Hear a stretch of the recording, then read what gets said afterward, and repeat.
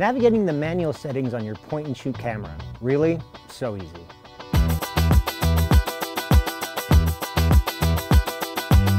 To unlock the true potential of your point-and-shoot camera, you've got to understand how to use the camera's manual settings.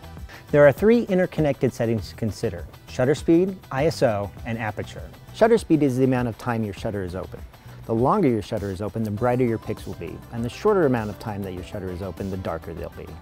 In low light, reduce your shutter speed to maximize the amount of light exposed to the sensor. But be careful not to move the camera while the shutter is open, otherwise your pictures will be blurry. On a bright day, increase your shutter speed so that you don't let too much light in. Aperture works like the iris of your eye, constricting and expanding to control how much light makes it to your retina, or in the case of the camera, the sensor. Aperture is represented with an F number, or f-stop, like f2.0. The smaller the F number, the larger the aperture. The larger the aperture, the more light hits the sensor. In low light situation, having a larger aperture can make all the difference in properly exposing a photograph. Larger apertures also help you achieve depth of field. Super sharp images in the foreground with an appealing, slightly out of focus background. To achieve that effect, simply set your aperture to a low F number. And finally, navigating ISO settings.